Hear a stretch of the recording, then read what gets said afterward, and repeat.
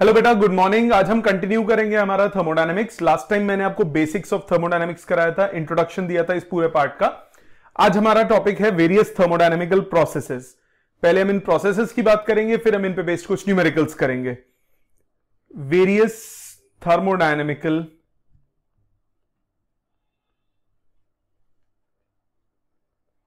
Processes, एक एक करके डिटेल में बात करेंगे। कोई भी थर्मोडायनेमिकल प्रोसेस कौन सी होती है? थर्मोडायनेमिकल प्रोसेस एक ऐसी प्रोसेस है जिसमें स्टेट वेरिएबल्स, जो मैंने लास्ट टाइम बताए थे, प्रेशर, वॉल्यूम, टेम्परेचर, हीट, ये सब अगर चेंज हो रहे हैं किसी प्रोसेस में, तो उस प्रोसेस को हम क्या नाम देते हैं? Thermodynamical process. ठीक, सबसे पहली जो थर्मोडायनेमिकल प्रोसेस हम पढ़ने वाले हैं, आपने केमिस्ट्री में पढ़ा है, अब हम मैथमेटिकली थोड़ी डिटेल में पढ़ेंगे। उसका नाम है आइसोथर्मल प्रोसेस। आइसोथर्मल प्रोसेस क्या होती है? आइसोथर्मल प्रोसेस में पूरी प्रोसेस की सारी चीजें एक्सप्लेन करूंगा, प्लीज ध्यान से, और साथ साथ डेरिवेशंस लिख लिख के आपको याद करनी है। आइसोथर्मल प्रोसेस कौन सा होता है? Process in which pressure, volume of gas change without any change in its temperature। अगर टेम्परेचर कांस्टेंट रहता है तो उस प्रोसेस को हम क्या नाम देते हैं? Isothermal process. टेम्परेचर कांस्टेंट है, उसको क्या बोलेंगे? Isothermal process. अब आइसोथर्मल प्रोसेस को डिटेल में समझने के लिए कुछ पुरानी बातों को एक बार याद कराता हूं। आपको ध्यान होगा, पिछले चैप्टर में सीपीसीवी में एक्सप्लेन कर रहा था, तो उस वक्त मैंने एक छोटी सी चीज टर्म यूज की थी। मैंने बोला था अगर आप किसी गैस को एक्सपैंड करते हो तो उसका टेम्परेचर फॉल करता है, किसी गैस को कंप्रेस करते हो तो उसका टेम्परेचर राइज करता है। ये मैथमेटिकली प्रूव करेंगे फर्स्ट लॉ ऑफ थर्मोडायनेमिक्स में। अभी ये ध्यान रखो, एक्सपेंशन में टेम्परेचर फॉल करता है, कंप्रेशन में टेम्परेचर राइज करता है। ठीक, सपोज करो मैंने एक चेंबर में गैस ली और मैं उसे कंप्रेस कर रहा हूं। अगर मैं बहुत स्लोली, क्वासी स्टैटिक प्रोसेस जो लास्ट टाइम किया था, बहुत स्लोली कंप्रेस करूंगा तो टेम्परेचर राइज होगा, बट जितनी हीट उसकी बढ़ेगी वो सराउंडिंग्स के साथ इक्विलिब्रियम में आ जाएगा। मतलब कंप्रेशन की वजह से जो उसका टेम्परेचर राइज हुआ, उतना उसने हीट सराउंडिंग्स में लूज कर दी, तो ओवरऑल टेम्परेचर क्या रहेगा? कांस्टेंट। या फिर मैं अगर एक्सपैंड कर रहा हूं तो बहुत स्लोली एक्सपैंड कर रहा हूं, जितना एक्सपेंशन से टेम्परेचर फॉल हुआ उतना उसने सराउंडिंग से हीट लेके अपना टेम्परेचर बढ़ा लिया, तो ओवरऑल चेंज कितना हो जाएगा? फिर से जीरो। तो प्रोसेस क्या होगी? Isothermal process. इससे एक पहला पॉइंट हमारे पास आता है, एसेंशियल कंडीशंस। आइसोथर्मल प्रोसेस के लिए what are the necessary conditions for the process to be isothermal? The first necessary condition is that the process must be very slow, बहुत स्लो होना चाहिए, so that there is enough time for the exchange of heat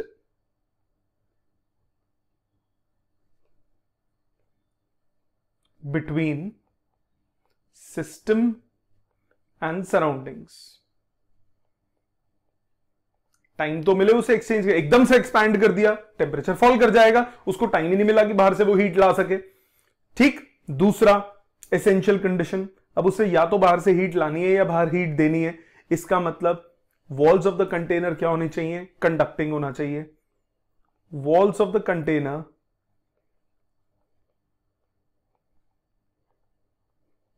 must be conducting so that heat can easily be exchanged between system and surroundings। System और surroundings के बीच में heat का exchange, आदान प्रदान हो सके, इसके लिए वॉल्स क्या होनी चाहिए? Perfectly conducting. ये दो एसेंशियल कंडीशंस तो क्लियर। तीसरा पॉइंट आ जाते हैं, एक इसकी स्टेटमेंट हो गई, एक एसेंशियल कंडीशंस हो गई। थर्ड पॉइंट जो इसमें है वो है इसकी equation, equation of adiabatic change.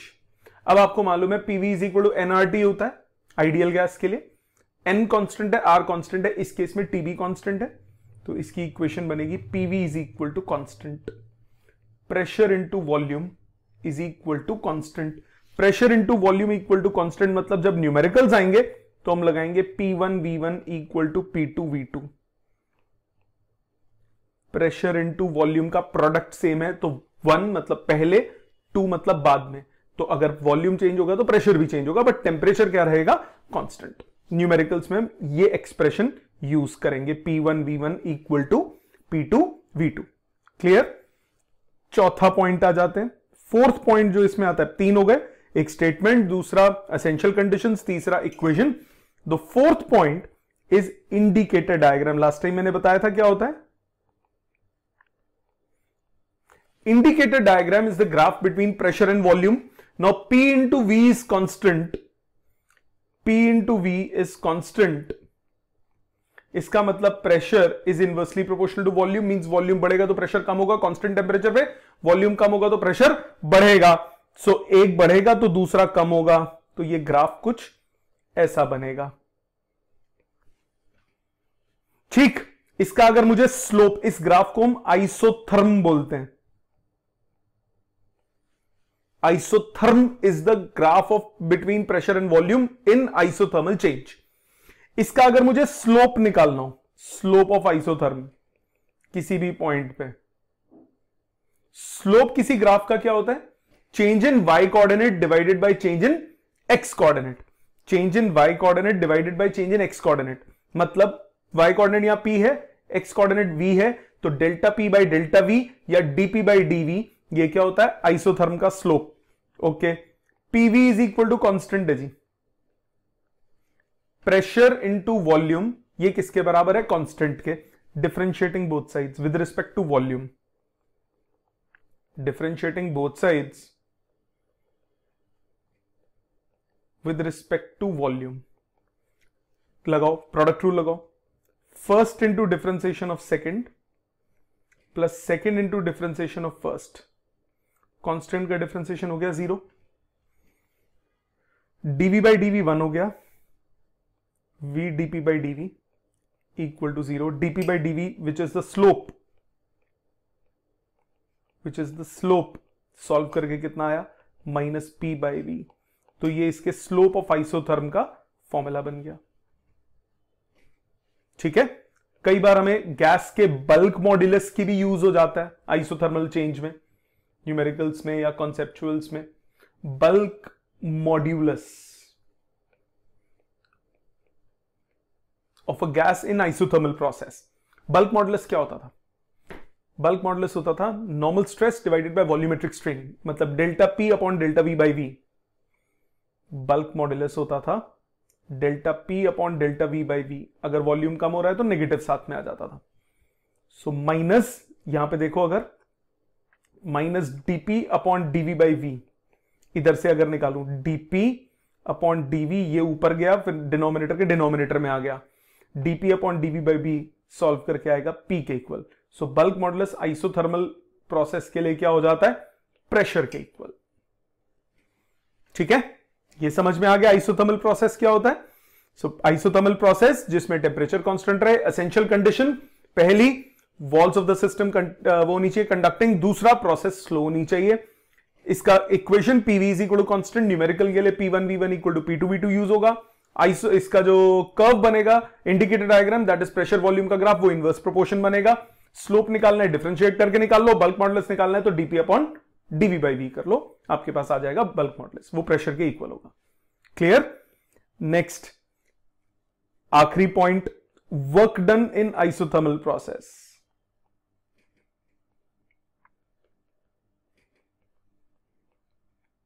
आपको याद है लास्ट टाइम मैंने वर्क डन एक्सप्लेन किया था, क्या होता था, पीडीवी। सो मेरे पास है एक सिस्टम,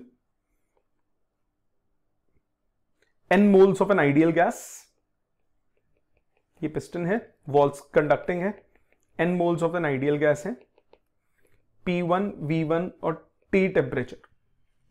मैंने इसको एक्सपैंड किया, एक्सपैंड करने के बाद P2, V2 प्रेशर वॉल्यूम हो गया, टेम्परेचर T है अभी भी क्योंकि टेम्परेचर कांस्टेंट रहेगा, आइसोथर्मली एक्सपैंड किया, dx डिस्प्लेसमेंट दिया, A एरिया था, तो कितना वर्क होगा, वर्क डन होगा फोर्स इंटू डिस्प्लेसमेंट, ये लास्ट टाइम भी किया था, फोर्स होता है pressure into area, area into displacement होता है वॉल्यूम, PdV। यहां तक तो कोई दिक्कत नहीं, ये तो लास्ट टाइम हमने किया था। अब आ जाते हैं इससे आगे, टोटल वर्क अगर निकालना है तो वो जाएगा इंटीग्रेशन PdV। प्रेशर तो कांस्टेंट नहीं है, प्रेशर कांस्टेंट नहीं है, इंटीग्रेशन से बाहर नहीं आ सकता, यहां वॉल्यूम की टर्म्स में। अब आपको मालूम है PV is equal to nRT, तो प्रेशर कितना हुआ, nRT बाय वॉल्यूम, सब्स्टिट्यूट करो, इंटीग्रेशन वॉल्यूम 1 से वॉल्यूम 2 तक, nRT by volume into dV। ये मैंने क्या किया, फर्स्ट इक्वेशन से वैल्यू डाली। ठीक जी, nRT बाहर ले जाइए, इंटीग्रेशन V1 से V2 dV by V। 1 upon x का इंटीग्रेशन होता है log x, वो कौन सा लॉग होता है, नेचुरल लॉग। सो ये हो जाएगा nRT natural log of V, limit V1 से V2 तक, upper limit minus lower limit, nRT natural log of V2 minus natural log of V1, log A minus log B होता है log A by B, nRT natural log of V2 by V1।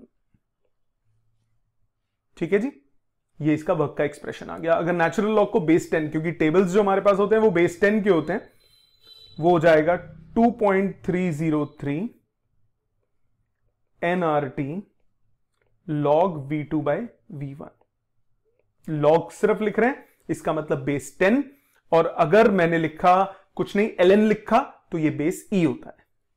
ठीक है जी, ये हो गया volume की terms में। Pressure की टर्म्स में भी लिख सकते हो, P1 V1 equal to P2 V2 होता है, सो V2 बाई V1 को आप P1 बाई P2 भी लिख सकते हो, तो एक और expression in terms of pressure हो जाएगा 2.303 nRT log P1 by P2। Minded, ये जो वर्क है ये एक्सपेंशन के हैं, वॉल्यूम बढ़ रहा था, कंप्रेशन हो जाएगा तो नेगेटिव आ जाएगा बाहर। ठीक है, ये दोनों किसके हैं, ये दोनों वर्क हैं आइसोथर्मल एक्सपेंशन के, वॉल्यूम इंक्रीज कर रहे थे। क्लियर बेटा यहां तक? सो ये दो फॉर्मूलाज हैं जो हम यूज करेंगे और काफी ज्यादा यूज करेंगे न्यूमेरिकल्स में, प्रेशर की टर्म्स में और वॉल्यूम की टर्म्स में, इन टर्म्स ऑफ आइसोथर्मल प्रोसेस। तो ये था हमारा आइसोथर्मल प्रोसेस। दूसरे प्रोसेस पे चलते हैं। दूसरा प्रोसेस होता है एडियाबैटिक प्रोसेस। चार बेसिक होते हैं, पहला था आइसोथर्मल, दूसरा है एडियाबैटिक। एडियाबैटिक प्रोसेस कौन सा होता है? Process in which pressure, volume and temperature change without any exchange of heat between system and surroundings। System और सराउंडिंग्स के बीच में हीट एक्सचेंज नहीं होता, सिर्फ सब कुछ चेंज होता है, सराउंडिंग्स और सिस्टम में हीट एक्सचेंज नहीं होगा। मतलब ना ही सिस्टम से हीट बाहर जाएगी, ना ही सिस्टम से हीट अंदर आएगी। अच्छा जी, इसके लिए एसेंशियल कंडीशंस कौन सी होंगी? पहली, process must be very fast. हां की ना? स्लो प्रोसेस थी क्योंकि उसको एक्सचेंज करना था, ये फास्ट प्रोसेस होगी। So that there is not enough time for the exchange of heat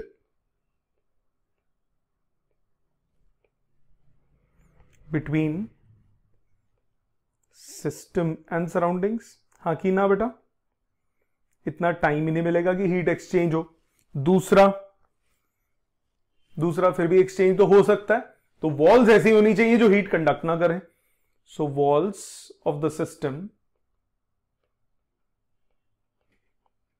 must be perfectly non-conducting so that heat cannot be exchanged between system and surroundings। ठीक बेटा, समझ में आ गया ये? सो ये थी इसकी एसेंशियल कंडीशंस। अब आ जाते हैं इसकी इक्वेशन पे। इसकी इक्वेशन का प्रूफ सीबीएसई कोर्स से हट गया, कुछ स्कूल्स वाले कराते हैं, तो अगर आपको कराएंगे तो करना, इक्वेशन का प्रूफ नहीं करना। इक्वेशन है कोर्स में, इक्वेशन का प्रूफ नहीं करना अगर आपके स्कूल में छुड़वा दें तो। Equation of adiabatic changes,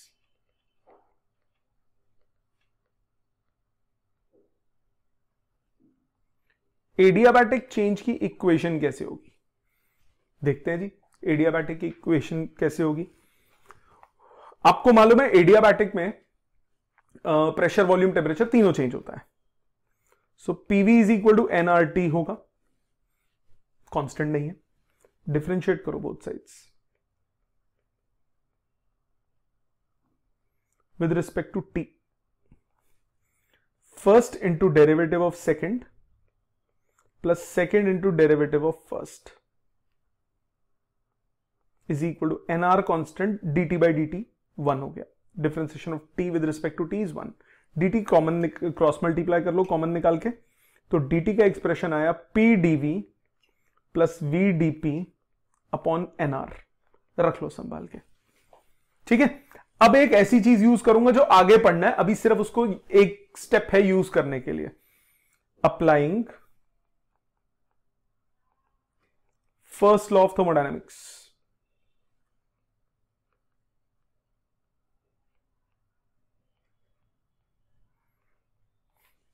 first law of thermodynamics क्या कहता है? स्टेटमेंट सुन लो, dq is equal to du plus dw। dq क्या है? हीट गिवन और taken out of the system. du मतलब change in internal energy of the system.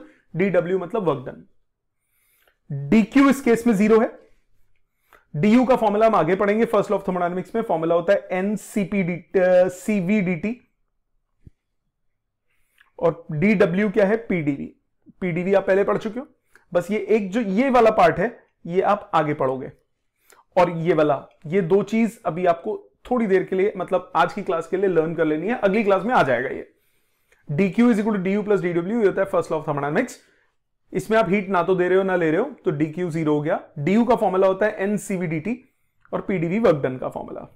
अब dt की वैल्यू सब्सटीट्यूट करो using first equation. 0 is equal to ncv dt की value pdv plus vdp upon nr plus pdv। nm cut गया, nm cut गया, r LCM लेके cross multiply करके 0 हो गया। आपके पास आया cv pdv plus cv vdp plus r pdv। इसको सिंप्लीफाई करो। 0 इज इक्वल टू इस और इस टर्म में से, फर्स्ट और लास्ट में से pdv common, cv plus r plus cv vdp। ठीक है जी। cp माइनस cv r के इक्वल होता है, पहले बताया था। ये भी proof first law of thermodynamics में आएगा। जितने येलो से मार्क कर रहा हूं ये तीनों प्रूफ, ये सारी बातें प्रूफ आगे होंगी। So cp pdv, cv plus r को मैं cp लिख सकता हूं, plus cv vdp equal to 0। Next step है डिवाइडिंग बोथ साइड्स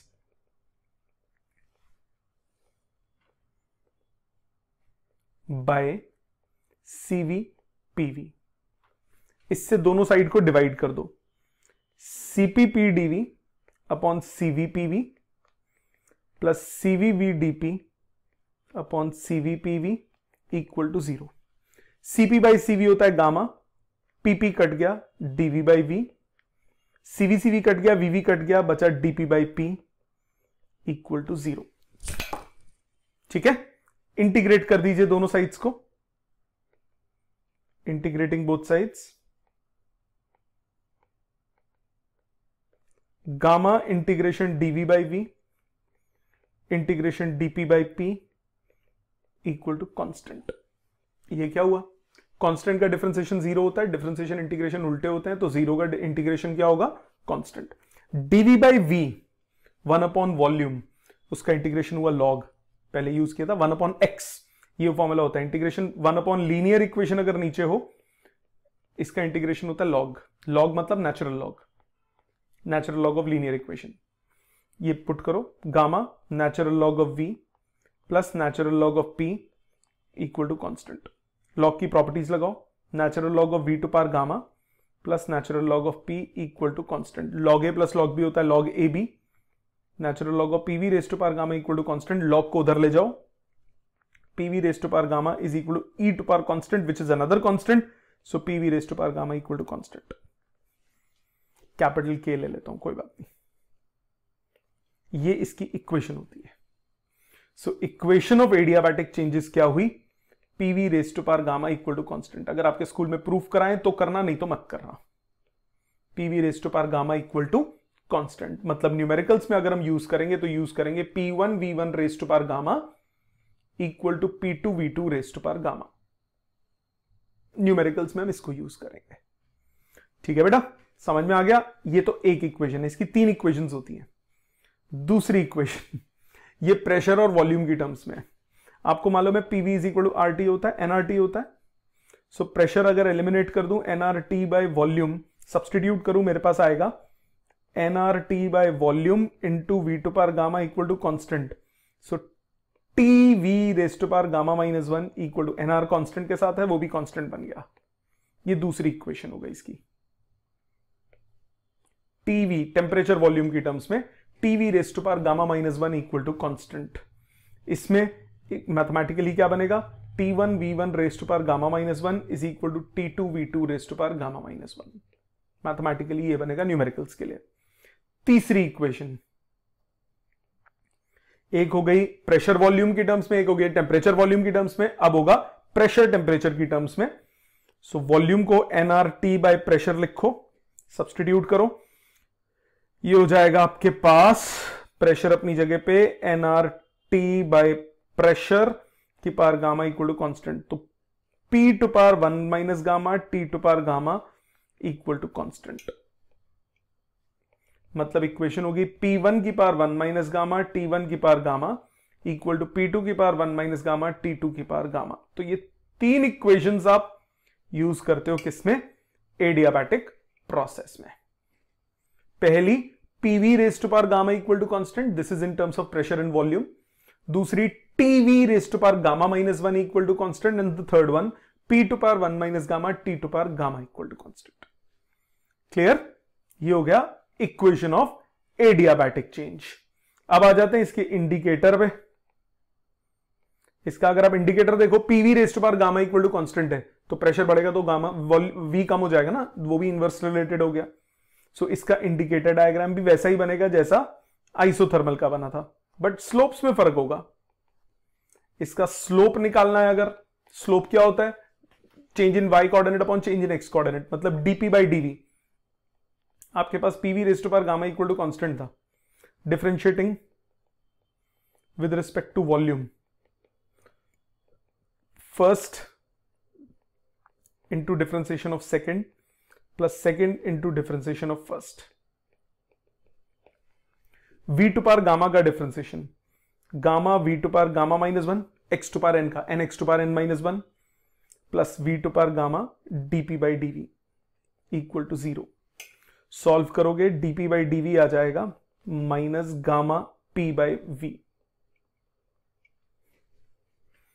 उसमें कितना था? उसमें था माइनस p, इसका है माइनस, उसमें था माइनस p बाई v, इसमें minus gamma p by v। मतलब slope of adiabatic curve is gamma times slope of isothermal curve। जो आइसोथर्मल कर्व का स्लोप है उसको गामा से मल्टीप्लाई करो तो एडियाबैटिक का स्लोप आ जाता है। अब गामा ग्रेटर देन 1 होता है, सीपी ग्रेटर देन सीवी है तो गामा ग्रेटर देन 1 होगा। मतलब slope of adiabatic curve is greater than slope of isothermal curve. इस पे न्यूमेरिक, इस पे कॉन्सेप्चुअल्स आते हैं। स्लोप ज्यादा होने का मतलब जो ज्यादा वर्टिकल है। सो अगर आपको ये दो ग्राफ दी हैं, एक ये और एक ये, इनमें ज्यादा फ्लैटर ग्राफ कौन सा? ऊपर वाला।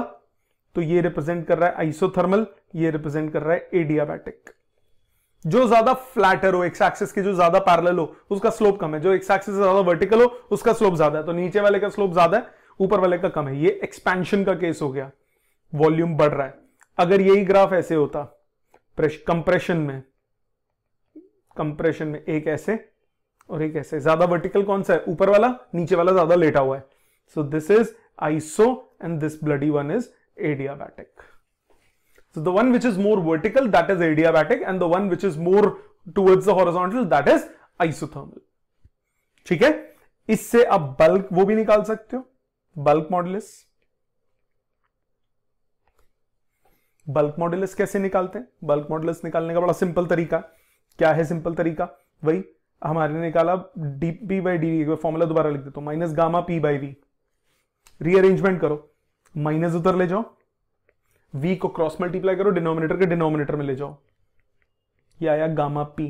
मतलब बल्क मॉडुलस एडियाबैटिक प्रोसेस अगर होगी तो उसका होगा गामा p। ये बढ़िया नहीं है, बल्क मॉडुलस फॉर एडियाबैटिक। ठीक है? बल्क मॉडुलस फॉर आइसोथर्मल कितना था? प्रेशर के इक्वल। बल्क मॉडुलस एडियाबैटिक के लिए कितना है? गामा टाइम्स प्रेशर के इक्वल। ठीक है? अगला वर्क डन। वर्क डन इन एडियाबैटिक प्रोसेस। अब एडियाबैटिक प्रोसेस में वर्क डन निकालना है। मेरे पास एक कंटेनर है, मैंने इसको वॉल्स को नॉन कंडक्टिंग बना दिया क्योंकि एडियाबैटिक प्रोसेस है। इसमें लिया गैस,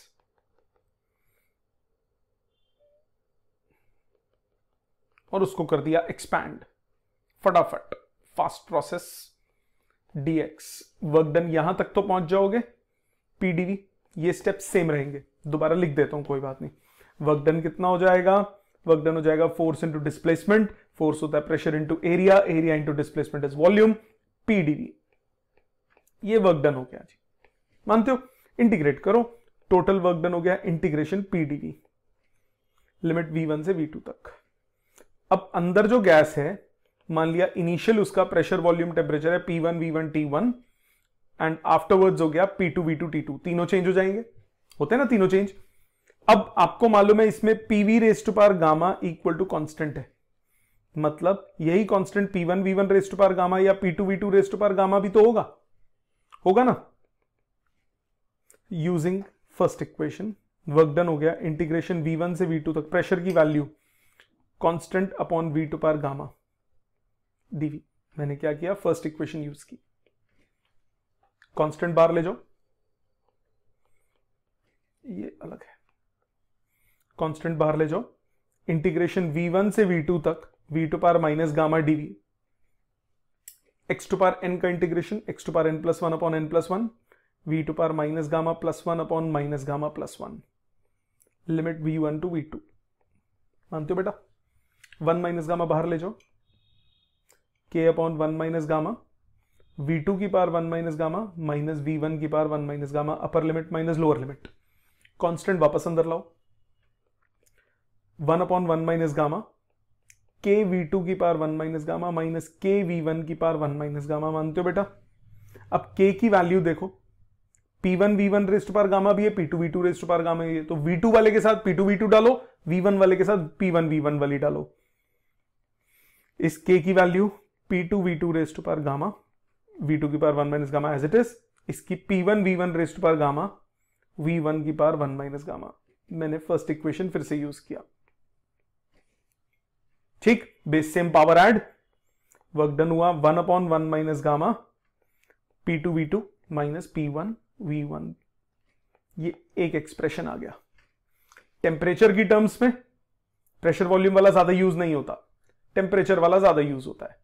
टेम्परेचर की टर्म्स में आपको मालूम है P1 V1 is equal to nRT1, PV is equal to nRT, and P2 V2 is equal to nRT2। दोनों को सब्सटीट्यूट करो, वर्क डन हुआ 1 upon 1 minus gamma nRT2 minus nRT1, nr बाहर, nr upon 1 minus gamma T2 minus T1। ये work done का main expression है जो ज्यादा यूज होगा। ठीक है जी। सो एक एक्सप्रेशन आपके पास हुआ P2 V2 minus P1 V1 वाला, और एक expression nr upon 1 minus gamma T2 minus T1। ये T2 माइनस T1 वाला ज्यादा यूज होगा। क्लियर? ये था एडियाबैटिक प्रोसेस। डेरिवेशंस काफी है, इसमें लिख लिख के याद करनी पड़ेगी। इस लेक्चर में आपको अगर आप साथ साथ नहीं लिखोगे और फिर खुद दोबारा नहीं लिखोगे तो आप परेशान हो जाओगे, लर्न नहीं होगा ये। क्लियर? तीसरा process isobaric process. Isobaric process में प्रेशर कांस्टेंट होता है। स्टेटमेंट बना लोगे ना, volume temperature change pressure constant, कोई एसेंशियल कंडीशन नहीं है, प्रेशर कांस्टेंट होना चाहिए। ठीक, इसकी इक्वेशन क्या होगी? इक्वेशन बताओ। PV is equal to nRT, P constant है तो volume is proportional to temperature, V by T is constant. इसकी इक्वेशन ये बनेगी, मतलब V1 by T1 equal to V2 by T2। ठीक बेटा? इसका इंडिकेटर डायग्राम कैसा बनेगा? प्रेशर कांस्टेंट है, pressure versus volume, pressure is constant तो कांस्टेंट प्रेशर, वॉल्यूम कुछ भी हो, स्ट्रेट लाइन ग्राफ। ठीक है, इंडिकेटर इसका ऐसा बनेगा। इसका स्लोप क्या हो जाएगा? कोई चीज अगर एक्स एक्सिस के पैरेलल होती है तो उसका स्लोप क्या होता है? 0। खत्म, इजी था। इसका वर्क डन कितना होगा? ये और भी आसान है, वर्क डन निकालना है। सो वही सिस्टम कंसिडर किया, वर्क डन होता है इंटीग्रेशन P dV। अब इसमें इस केस में प्रेशर कांस्टेंट है तो बाहर आ गया इंटीग्रेशन से, V1 से V2 dV। dV का इंटीग्रेशन हुआ V1 से V2, तो ये हो गया pressure into V2 minus V1। खत्म, ये वर्क का एक्सप्रेशन आ गया इसमें, खत्म हो गया। आइसोबारिक आसान था। चौथा इससे भी आसान है, आइसोकोरिक। Isochoric process. आइसोकोरिक में वॉल्यूम कांस्टेंट रहता है,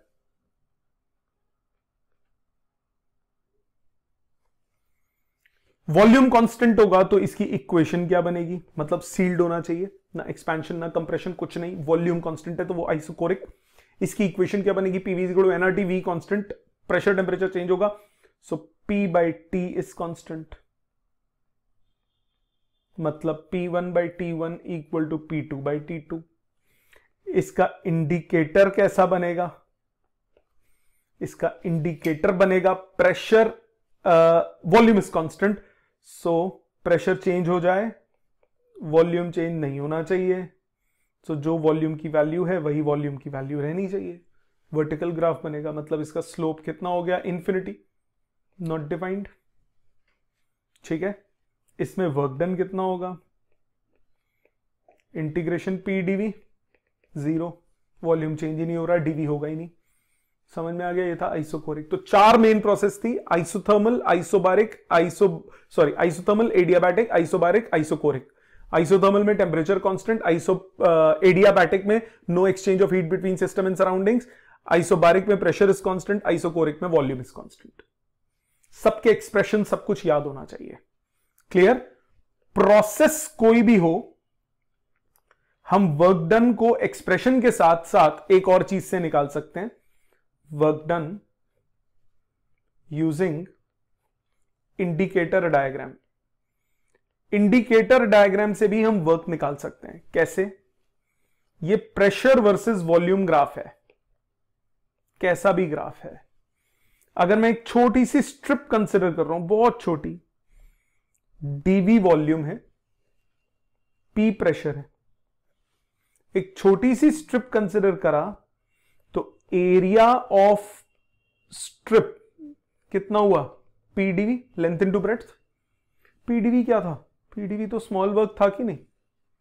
मतलब स्टार्टिंग से लेकर एंडिंग तक ऐसी सारी स्ट्रिप्स को जोड़ दो तो टोटल एरिया हो जाएगा P dV, V1 से लेकर V2 तक, स्टार्टिंग पॉइंट से एंडिंग पॉइंट तक, which gives you the total work done. So work done निकालने के लिए आप इंडिकेटर डायग्राम का भी यूज कर सकते हो। एक्सपेंशन तो वर्क पॉजिटिव, कंप्रेशन होगा तो वर्क क्या हो जाएगा, नेगेटिव।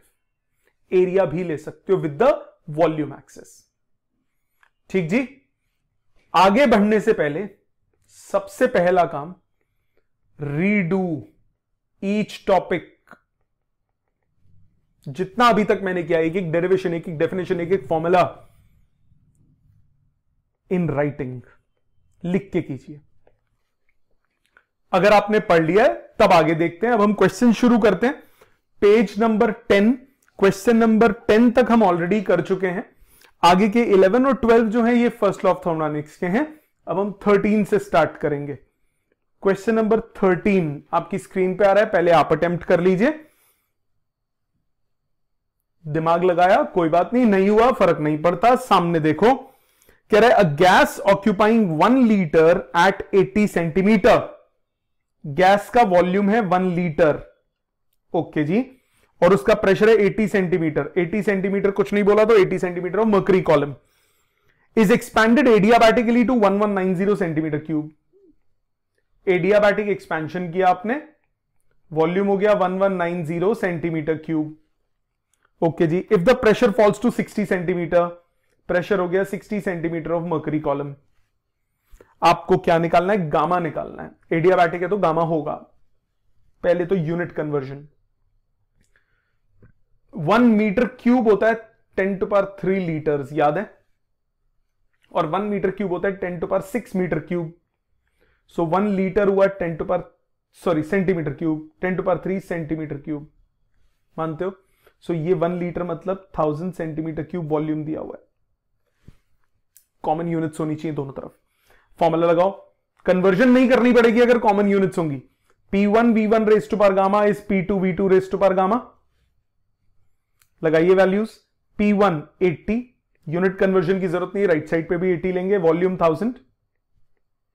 P2 60, V2 1190 की पावर गामा। रीअरेंज, 80/60 4/3, गामा वाली इकट्ठी करो, ये हो गया 1.19 की पावर गामा। अब कैसे निकलेगा, लॉग लगेगा, log 4 minus log 3 is equal to gamma times log 1.19। Log 4 होता है 0.6020, लॉग 3 होता है 0.4771, लॉग 1.19। टेबल में देखो 11th रो 6th कॉलम, मैं कैलकुलेटर से कर रहा हूं, आप टेबल्स में से देखो, आपको आता है ना लॉग टेबल देखना। So log of 1.19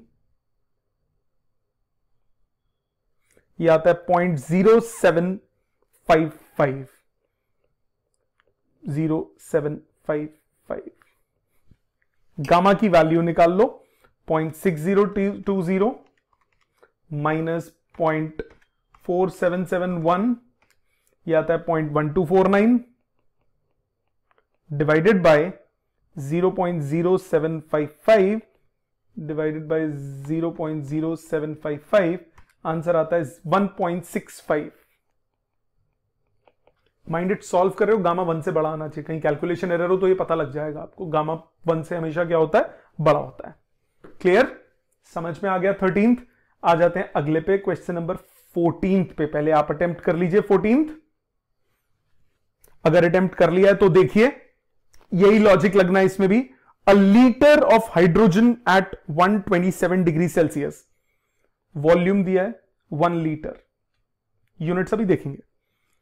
eight 127 degree Celsius, temperature 400 kelvin, ऐसा यूनिट जरूरी है टेम्परेचर में, टी कैपिटल टी लिखा है हर जगह मैंने, 400 kelvin.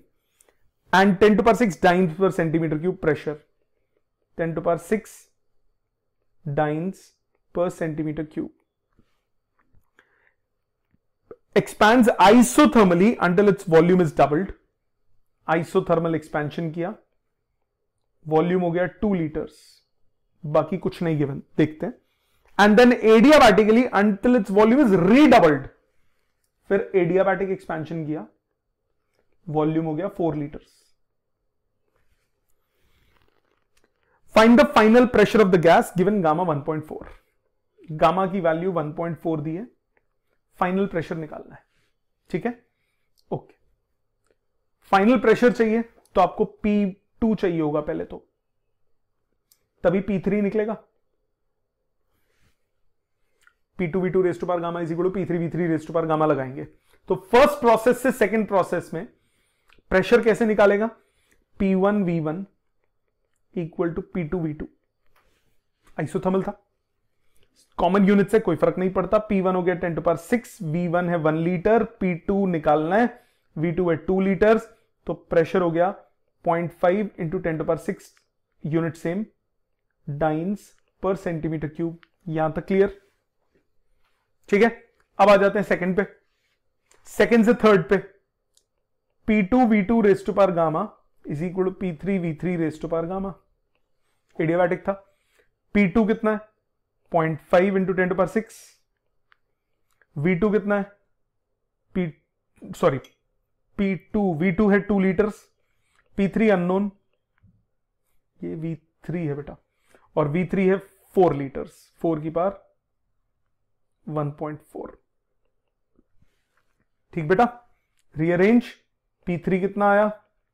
0.5 into 10 to power 6 into 2/4, 1/2 की पावर 1.4। अब 2 की पावर 1.4 सॉल्व करना पड़ेगा, उसके लिए अलग रफ करो। लेट x इज 2 की पावर 1.4, सो log x हो गया 1.4 log 2, 1.4 टाइम्स 0.3010, कैलकुलेट करो, 1.4 टाइम्स 0.3010, यह आया 0.4214।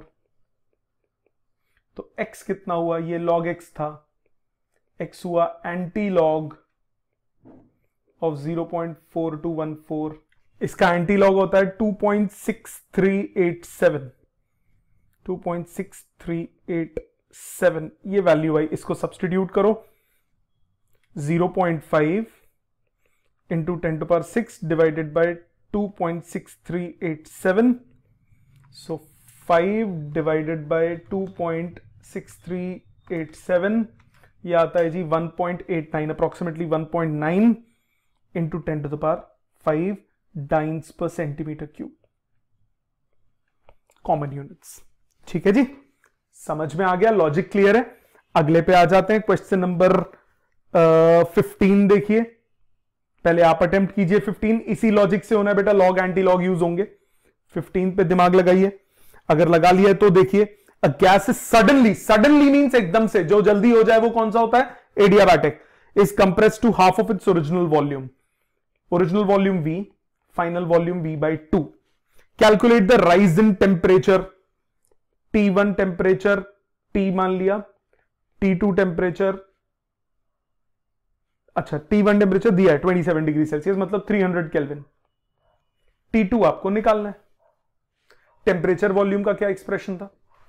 TV raise to power gamma -1 is equal to constant, so T1 V1 raise to power gamma -1 is T2 V2 raise to power gamma -1, और gamma की value दी हुई है 1.5, log की जरूरत नहीं पड़ेगी, 1.5 बड़ी आसानी से हो जाएगा, अभी बताता हूं कैसे। सो 300 इंटू V की पावर 0.5 मतलब हाफ होता है, हाफ मतलब रूट होता है। इस T2 विच इज नहीं पता, इज V की पावर 0.5 अपॉन 2 की पावर 0.5, ये कैंसिल हो गया। T2 हो गया 300 रूट 2, 0.5 मतलब हाफ ना, रूट 2 होता है 1.414, सो 300 इंटू 1.414, आंसर आ गया 424.2, 424.2 kelvin. So change in temperature जो हमें निकालना था, चेंज इन टेम्परेचर हुआ T2 minus T1, 424.2 minus 300, answer आ गया 124.2 केल्विन और 124.2 डिग्री सेल्सियस। चेंज है, फर्क नहीं पड़ता, या तो सेल्सियस में निकाल के सब्ट्रैक्ट करो या केल्विन में कर दो, चेंज है, फर्क नहीं पड़ता। क्लियर जी, ये है क्वेश्चन नंबर 15। आ जाते हैं क्वेश्चन नंबर 16 पे। 16 पहले आप अटेम्प्ट कीजिए, आपकी स्क्रीन पे आ रहा है।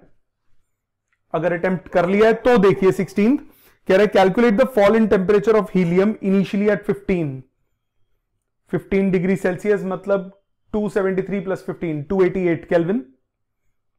टेम्परेचर केल्विन में ही लेना, वो उसमें गलती मत करना। When it is suddenly expanded to 8 times its original volume, original volume V था, फाइनल वॉल्यूम 8V हो गया, आपको टेम्परेचर निकालना है। गामा दिया है 5/3, इसमें भी नहीं दिक्कत आएगी। अब टेम्परेचर वॉल्यूम का T1 V1 raise to power gamma -1 is equal to T2 V2 raise to power gamma -1। T1 is 288, V1 is V, 5/3 -1 कितना हुआ 2/3, is T2 is unknown, V2 is 8V power 2/3, VV cut गया दोनों तरफ, so 288 is equal to T2 into 8 को आप 2 का cube लिख सकते हो, 2 का स्क्वायर 4 बचा, T2 आ गया 288 divided by 4, that is 72 kelvin. So change निकालना है, वो हुआ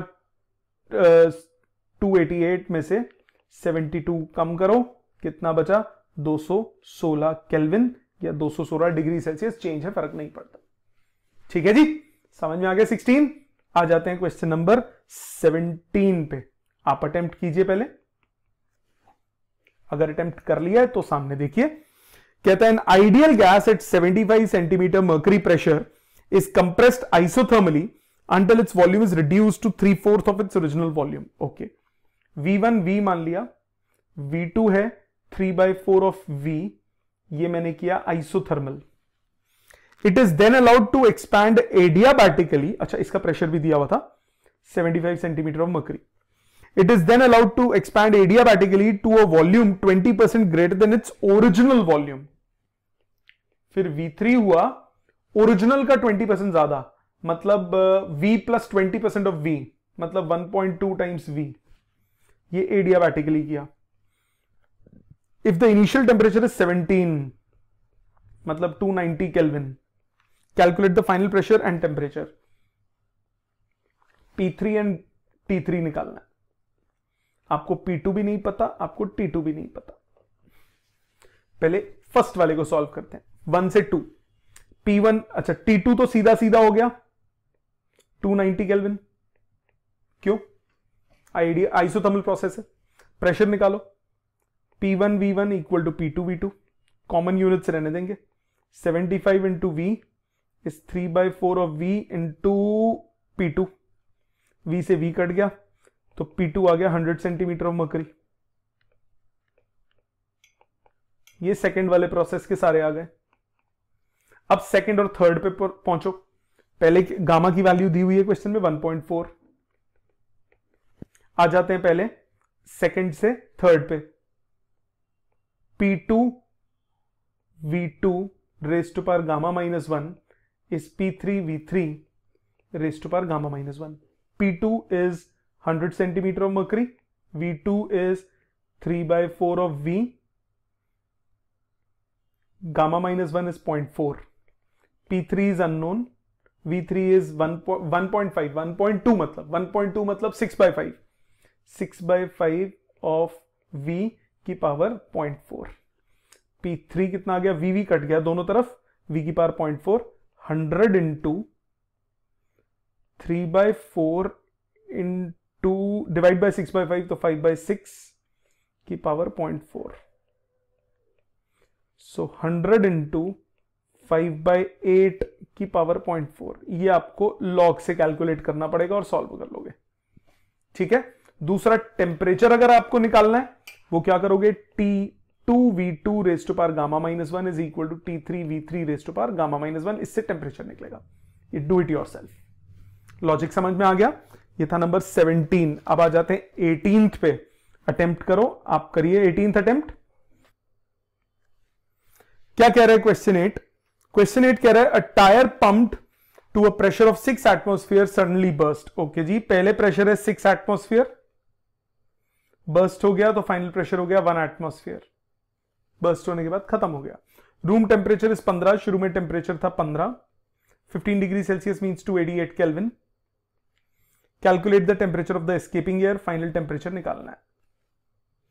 और सडनली बर्स्ट हुआ तो एडियाबैटिक प्रोसेस है। ठीक है जी, अब एक्सप्रेशन लगाओ। क्या होता है एक्सप्रेशन? P1 की पावर 1 माइनस गामा T1 की power gamma is equal to P2 की power 1 minus gamma T2 to the power gamma. यही होता है। सो पहले टेम्परेचर इकट्ठा कर लेते हैं। T2 बाई T1 की power gamma is P1 by P2 की पावर 1 माइनस गामा। वैल्यू डालो। T2 is unknown, T1 is 288, gamma question में दिया है 1.4 is equal to P1 is 6, this is 1 power minus 0.4। उल्टा कर दो, T2 by 288 is 1 by 6 to power 0.4। So T2 आपके पास आ गया, T2 की पावर 1.4 है, सॉरी ये। So T2 by 288 आपके पास आया, 1.4 पावर उधर ले जाओगे डिवाइड हो जाएगी, 1/6 to power 0.4 अपॉन 1.4 कितना हुआ 2/7। सो T2 आपके पास आया 288 upon 6 to the power 2/7 kelvin. Calculate हो जाएगा, ठीक है जी। नेक्स्ट आ जाते हैं क्वेश्चन नंबर 9 पे। आपकी स्क्रीन पे आ रहा है, पहले आप अटेम्प्ट कीजिए 9th। अगर अटेम्प्ट कर लिया है तो सामने देखिए, कहता है calculate the final volume of 1 mole of a gas. 1 mole of a gas है, नंबर ऑफ मोल्स 1 मोल दिया है। फाइनल वॉल्यूम निकालना है after isothermal expansion at 27 degree Celsius. 300 kelvin पे एक्सपेंशन किया।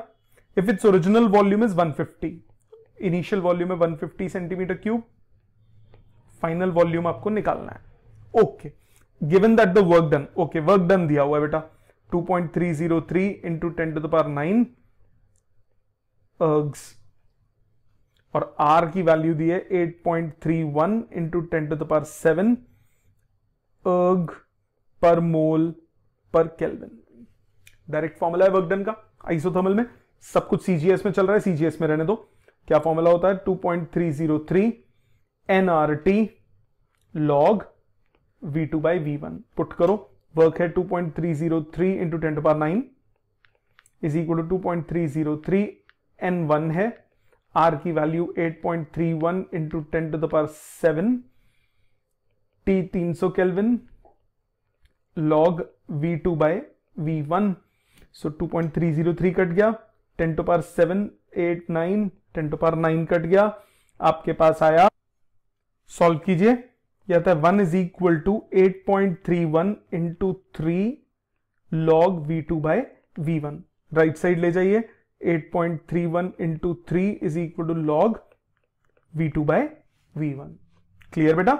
सो अब ये आपके पास कितना वो log है, इस तरफ ले जाके क्या बन जाएगा एंटी लॉग। सो पहले तो ये सॉल्व कर लीजिएगा, जो भी ये वैल्यू आएगी, anti log of this value is V2 by V1, तो V2 आपके पास निकल जाएगा। ठीक बेटा, ये था question number 19। Let's move on to question number 20। Question 20 आपकी स्क्रीन पे आ रहा है, पहले आप अटेम्प्ट कर लीजिए। अगर अटेम्प्ट कर लिया है तो देखिए, कह रहा है 1 mole of oxygen at NTP is compressed adiabatically to 10 atmosphere. Okay जी, 1 मोल है जी, आपने उसे एनटीपी पे कंप्रेस किया एडियाबैटिकली। एनटीपी का मतलब क्या हुआ, एनटीपी का मतलब हुआ टेम्परेचर कितना 20 डिग्री सेल्सियस, मतलब 293 केल्विन। प्रेशर कितना हुआ 1 एटमॉस्फेयर। ये होता है एनटीपी का मतलब। So 1 mole of oxygen at NTP is compressed adiabatically to 10 atmosphere. Pressure आपने कर दिया 10 atmosphere adiabatically. Calculate the work done on the gas. Work done आपको गामा दिया हुआ है, आर दिया हुआ है और मोलर मास दिया हुआ है। ओके, वर्क डन निकालना है। वर्क डन का एक्सप्रेशन क्या होता था, nr upon 1 minus gamma T2 minus T1। पहले T2 T1 चाहिए होगा, T1 है T2 चाहिए होगा, T2 निकालते हैं। T2 कैसे निकलेगा, प्रेशर और टेम्परेचर, कौन सा एक्सप्रेशन, P1 की पावर 1 माइनस गामा T1 की पावर गामा इस P2 की पावर 1 माइनस गामा T2 की पावर गामा। कैलकुलेशन कीजिए, पहले वैल्यूज P1 अपॉन P2 की पावर 1 माइनस गामा इस T2 बाई T1 की पावर गामा। वैल्यूज डालते हैं, गामा कितना दिया हुआ क्वेश्चन में 1.4। सो P1 की वैल्यू कितनी है 1 एटमॉस्फेयर, P2 है 10, 1/10 की power -0.4 is T2 is unknown, T1 is 293 की पावर 1.4। मानते हो बेटे? उल्टा करो लेफ्ट साइड को, 10 की पावर 0.4 इज T2 अपॉन 293 की पावर 1.4।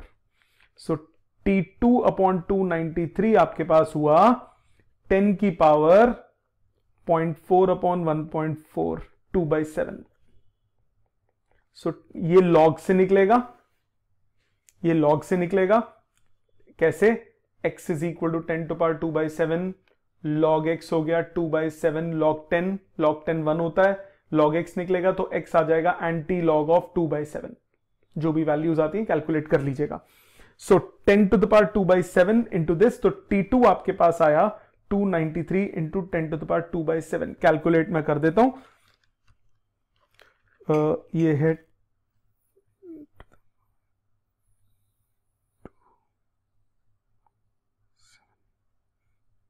दिस इंटू 293, इसकी वैल्यू आ रही है 1.9307।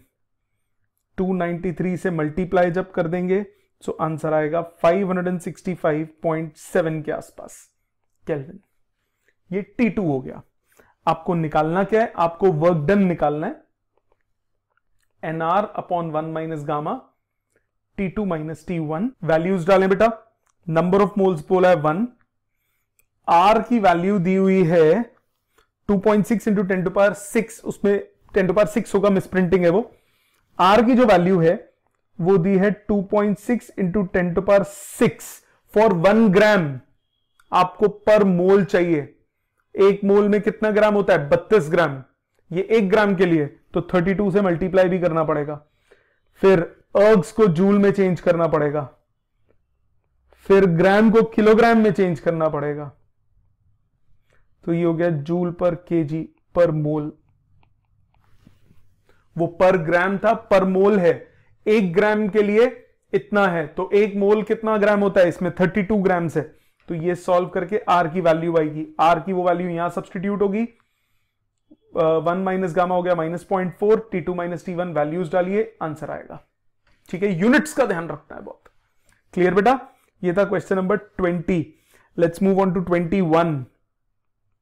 क्वेश्चन 21 आपकी स्क्रीन पे आ रहा है, पहले आप अटेम्प्ट कर लीजिए। अगर अटेम्प्ट कर लिया है तो देखिए, the volume of an ideal gas in a vessel is 2 litre at normal pressure, मतलब 1 एटमॉस्फेयर। वॉल्यूम दिया है 2 लीटर्स, प्रेशर दिया है 1 atmosphere. The gas is compressed under adiabatic conditions to such an extent as to reduce the volume to 1 litre. Volume को 1 litre कर दिया। Find the final pressure P2 निकालना है। कर लोगे बेटा? इजी है। P1 V1 raise to power gamma, gamma दिया हुआ है 1.4 is P2 V2 raise to power gamma. So pressure कितना आ जाएगा? 2 की पावर 1.4। ये लॉग से कैलकुलेट हो जाएगा। ठीक है जी। आ जाते हैं 22 पे। आपकी स्क्रीन पे आ रहा है, पहले आप अटेम्प्ट कर लीजिए। अगर अटेम्प्ट कर लिया है तो देखिए, if at 50 degree Celsius and 75 centimetre mercury pressure a definite mass of a gas is compressed slowly and suddenly। slowly वाले में आइसो और suddenly वाले में एडियाबैटिक। पहले फर्स्ट पार्ट करते हैं। सो T1 टेम्परेचर है 273 plus 50 which is 323 kelvin. Pressure दिया है 75 centimetre. A definite mass of gas is compressed slowly. Then what is the final pressure and temperature of the gas? In each case, if the final volume is 1/4 of the initial volume. V1 V मान लिया, V2 है 1/4 of V। P2 नहीं पता। T2 323 kelvin होगा isothermal first case में। सो ये P2 V2 equal to P1 V1। P2 is 75, sorry, P2 is unknown, V2 is V/4, P1 is 75, V1 is V, VV cut गया, pressure आ गया 300 centimetre of Hg। और temperature इसमें आ गया first part में। Second part में adiabatic है, सब data same है। T1 आपके पास 323 केल्विन है, P1 75 सेंटीमीटर है, V1 आपके पास V है, T2 अब अननोन है, एडियाबैटिक में चेंज होता है, P2 अब अननोन है और V2 आपके पास है 1/4 ऑफ V। सो पहले P निकालेंगे, P1 V1 raise to power gamma is P2 V2 raise to power gamma, gamma दिया है 1.5, P1 is 75, V1 is V, P2 is unknown, V2 is 1/4 of V, V की power 1.5 cut गया, P2 आपके पास आ गया 75 into 4 की power 1.5, 4 होता है 2 का स्क्वायर, 2 इंटू 1.5 होता है 3, 2 का क्यूब 8, 75 इंटू 8 मतलब 600 सेंटीमीटर ऑफ मर्करी। ये प्रेशर आया। टेम्परेचर निकालने के लिए अब लगा लोगे, टेम्परेचर के लिए क्या यूज करते हो, T1 V1 raise to power gamma -1 is equal to T2 V2 raise to power gamma -1, सब पता है, निकल जाएगा ना T2। नेक्स्ट है बेटा question number 23 first law of thermodynamics का। 24th आपकी स्क्रीन पे आ रहा है, पहले आप अटेम्प्ट कीजिए, अगर अटेम्प्ट कर लिया है तो इधर देखिए। क्वेश्चन नंबर 24 कह रहा है the pressure of air filled in a vessel is decreased adiabatically. Pressure को डिक्रीज किया एडियाबैटिकली, प्रेशर दिया 10 to the power 5 pascals, so as to increase its volume to 3 times, V1 V मान लिया, V2 3V हो गया। Calculate the pressure, P2 निकालना है। क्या रिलेशन लगेगा, गामा कितना दिया हुआ है, गामा दिया हुआ है 1.4, so P1 V1 raised to power gamma is P2 V2 raised to power gamma, 10 to the power 5 into V to the power 1.4 is P2 into 3V to the power 1.4, VV cut गया, 10 to the power 5 upon 3 to the power 1.4 is P2, calculation हो जाएगी। ठीक है जी। अगला आज का last question, indicator diagram पे आज एक ही कराऊंगा सिर्फ। क्वेश्चन 25 सामने देखिए, स्क्रीन पे आ रहा है आपके, मैं कर रहा हूं ये। Sample of gas expands from 1 metre to 4 metre, ये मीटर नहीं होगा, मीटर क्यूब होगा, करेक्शन करो, 1 metre cube to 4 metre cube, while its pressure decreases from 40 pascal to 10 pascal. How much work is done by the gas if pressure change with volume via each of the 3 paths in the PV diagram as shown in figure? Okay. Pressure versus volume graph दिया बेटा, एक point से दूसरे point तक गया, एक ये वाला पाथ है, एक एक करके सॉल्व करेंगे, पाथ एक ही बात करते हैं। इंडिकेटर डायग्राम में मैंने बताया था एरिया देता है वर्क डन, ये SI यूनिट्स में ही है सारा, 40 और ये है 10, वॉल्यूम दिया है 1 मीटर क्यूब से ये हुआ है 4 मीटर क्यूब। सो ए का वर्क डन पॉइंट P से Q तक जाने का प्लस Q से R जाने का, P से Q का एरिया ये वाला हो गया, सब कुछ ऐसा यूनिट है, घबराना नहीं, यूनिट चेंज नहीं करने, सीधी वैल्यू डालो। लेंथ इनटू ब्रेड्थ कितना हुआ, 40 मल्टीप्लाइड बाय 3, 40 मल्टीप्लाइड बाय 3 120, ऐसा यूनिट्स था, 120 जूल्स। Q से R एरिया कवर ही नहीं कर रहा, वर्क डन 0, 120 जूल आ गया, फर्स्ट पार्ट का आंसर। ठीक है, सेकंड पार्ट पे चलते हैं। सेकंड पार्ट में बोला है बी पाथ से जाए तो इधर से, बी पाथ से अगर जाएंगे, बी पाथ से अगर जाएंगे तब वर्क डन कितना होगा, ये वाला एरिया ट्रेपीजियम का half, sum of parallel sides that is 40 plus 10 into perpendicular distance 3, 15 to 3 150 by 2 75 joules. ठीक है, थर्ड पार्ट पे चलते हैं। थर्ड पार्ट में बोला सी पाथ है ये वाला,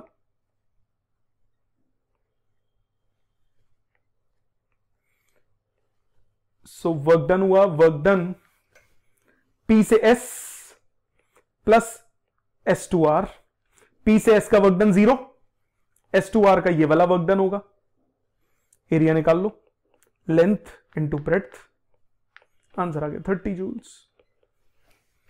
समझ में आ गया?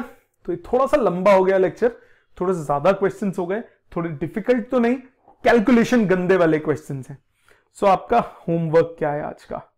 ये वीकेंड का लेक्चर इसीलिए क्योंकि ये लंबा है। होमवर्क क्या है? नंबर 1, रीडू थ्योरी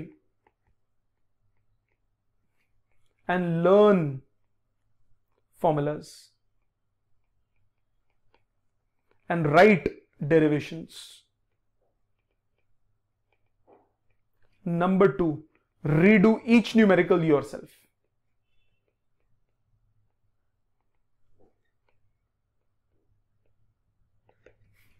ठीक है जी, ये 2 छोटे छोटे काम है। Okay, thank you very much.